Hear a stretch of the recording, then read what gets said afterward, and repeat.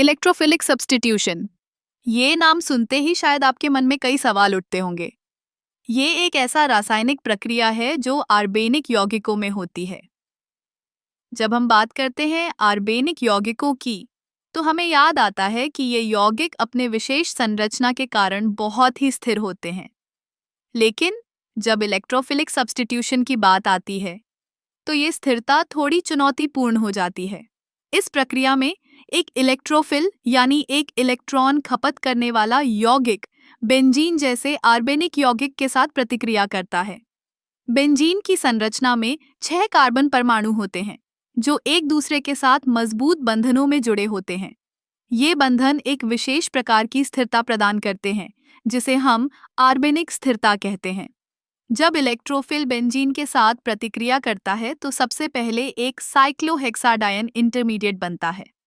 यह एक अस्थिर अवस्था होती है, जिसमें एक कार्बन परमाणु पर इलेक्ट्रोफिल जुड़ जाता है। इस स्थिति में बेंजीन की स्थिरता थोड़ी कम हो जाती है, लेकिन जल्दी ही यह फिर से स्थिरता प्राप्त कर लेता है। इस प्रक्रिया में एक महत्वपूर्ण बात यह है कि इलेक्ट्रोफिल का चुनाव बहुत मायने रखता है। अगर इलेक्ट्रोफिल बहुत मजबूत है, तो यह आसानी से बेंजीन के साथ प्रतिक्रिया करेगा। लेकिन अगर यह कमजोर है, तो प्रतिक्रिया धीमी हो सकती है। उदाहरण के लिए, नाइट्रेशन में नाइट्रिक एसिड एक मजबूत इलेक्ट्रोफिल बनाता है, जबकि अल्काइलेशन में कार्बोकैटायन एक कमजोर इलेक्ट्रोफिल होता है। इलेक्ट्रोफिलिक सब्स्टिट्यूशन की प्रक्रिया में हम देख सकते हैं कि कैसे एक साधारण बेंजीन रिंग विभिन्न यौगिकों में परिवर्तित हो सकती है। जैसे जैसे हम आगे बढ़ते हैं, हमें यह भी समझना होगा कि यह प्रक्रिया केवल एक रासायनिक प्रतिक्रिया नहीं है, बल्कि यह रसायन विज्ञान के कई महत्वपूर्ण सिद्धांतों को भी उजागर करती है। इस प्रक्रिया के दौरान हम यह भी देख सकते हैं कि कैसे विभिन्न कार्बन परमाणुओं की स्थिति और इलेक्ट्रोफिल की शक्ति प्रतिक्रिया की दिशा को प्रभावित करती है। ये एक प्रकार का खेल है, जिसमें सही चाल चलना बहुत जरूरी है।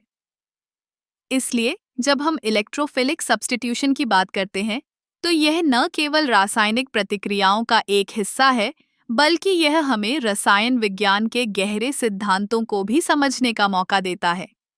यह एक अद्भुत प्रक्रिया है जो हमें दिखाती है कि कैसे एक साधारण बेंजीन रिंग विभिन्न रासायनिक यौगिकों में बदल सकती है।